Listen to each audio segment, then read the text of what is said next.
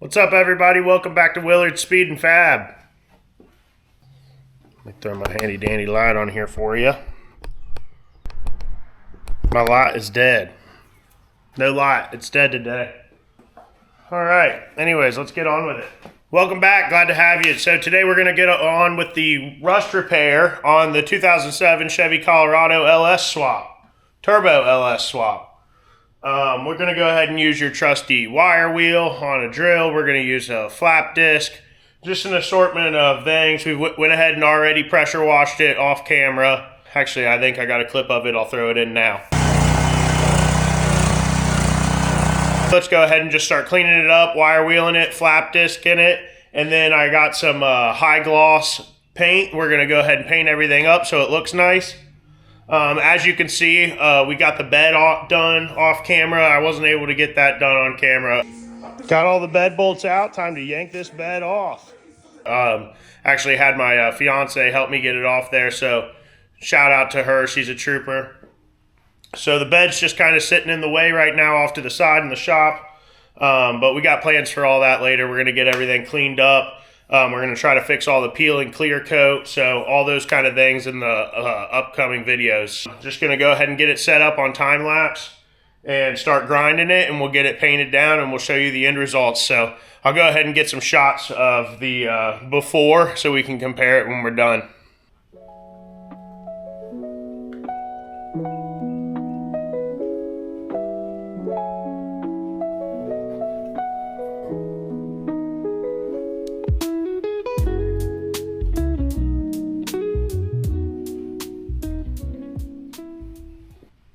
Yeah, I wanted to go ahead and show you this. We got our fuel tank back in the truck. We've got our fuel pump back in the fuel tank. Starting to come together. We're gonna get all this rust cleaned up and get the frame sprayed a nice shiny black. It's all just surface rust. The frame's still super solid. I haven't found any soft spots, but as you can see here, there's a bunch of surface rust. Pressure washer got a lot of it, but we're just gonna hit it a little more. And then we're going to hit it with that semi-gloss so it shines, so you can really tell we've been in there and made it right. So, all right, we've got our Milwaukee drill with our wire wheel set up on it.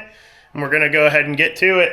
We've got our grinder with the flap disc set up over on the bench. I want to go ahead and get a lot of this wiring out of the way. That's where the majority of this rust is. So I want to go ahead and get this cleaned up, but leave these clips in place. That way when we go to put the bed back on, everything's as good as it was before. Once the wiring's out of the way, we can go to town grinding and scraping on it, and then we'll get that semi-gloss or high-gloss black paint on there, and it should look a lot better. What's up, YouTube? I just wanted to take this time to thank each and every one of you. If you're new here, welcome. If you're already a subscriber, thank you. This has been a long-time dream of mine. If you watched the intro video, you saw all about that. So we've got this 2007 Chevy Colorado Turbo 5.3 LS. We did a Chuck Norris cam on it. We gapped the rings for boost. We're going to be getting a turbo put on there soon in the next couple videos.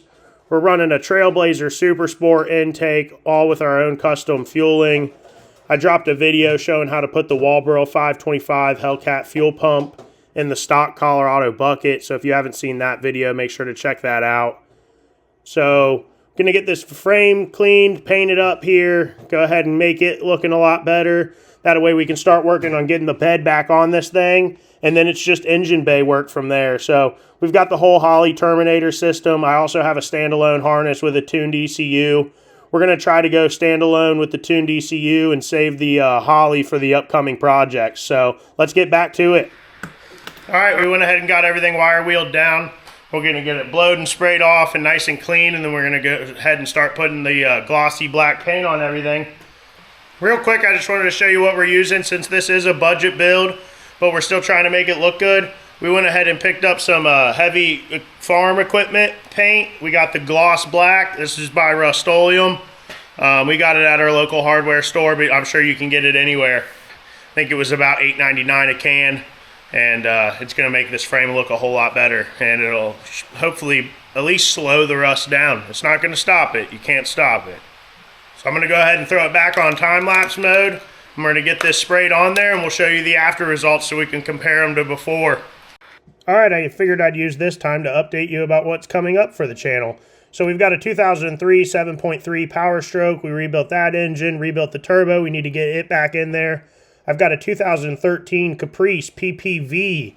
We're going to try to turbo it or LSA that. We're going to cam it with a BTR Red Hot cam kit from Brian Tooley Racing. After that, we've got a Crown Line boat with a cracked block. We're going to redo the Mercruiser motor and get it back in there. All right, that was one can from the top point of view. Now we're going to go ahead and get underneath the car, the fun part, and spray from the bottom point of view. I know you're probably thinking, well, hell, Willard, that was a lot of masking tape and safety equipment and masking you did. Nope, just got my trusty piece of styrofoam there to block most of the cab. We got a little paint in the corner of the cab there, but the bed will cover that. We're not worried about it. Extra rust preventative. So it needed a little extra right there. A little extra love, a little extra paint, a little extra, personality. We're gonna go down here and get this wrapped up. We're waiting on the pilot bearing in the freezer to get cold so we can install the transmission on this bad boy.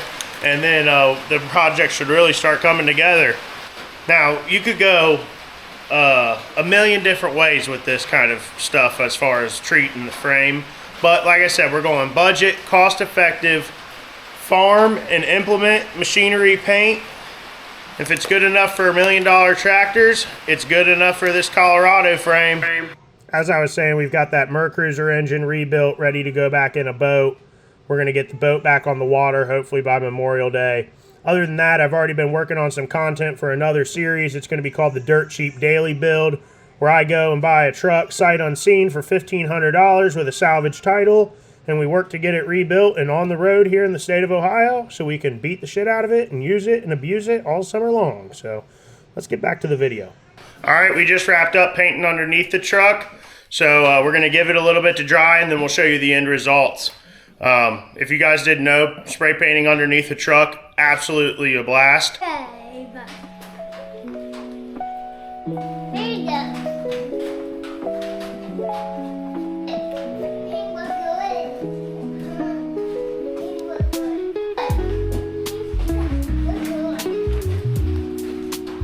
Here, it's on that there. It's not up there. Then it's up there.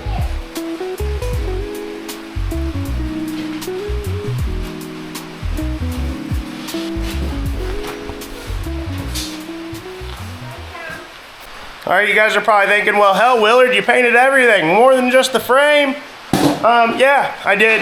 I thought it would look better, all one color and clean. And you know what? The realistic factor is just about everything on this is going to get replaced. This is just the beginning stages of this project, guys.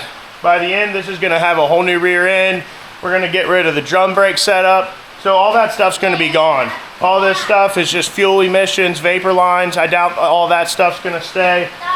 When we swap the rear end, we're probably going to have to cut all this out. So for now, it just bombed it all black, and it looks a ton better. So before you guys attack me in the comments saying, I think you painted everything, I did. We're probably going to go ahead and swap the axle to a stock Colorado one that just is a limited slit. And then we'll start working on the Ford 8.8 or 9-inch. We haven't really decided yet. Tell me what you guys think. A lot of people are saying they're getting, high horsepower on these stock rear ends, but I know I don't want it open and I don't necessarily want to weld it. So for now, we're just going to get it running, driving, doing burnouts, and get the videos out to you guys. Been making a bunch of content for you guys and just piling it up. Really need to start getting it edited and broken down into specific videos. But we're right here doing it in the middle of life. I'm doing this in my free time at the garage at my house. We've got a 4-year-old Oliver you'll see time and time again on camera.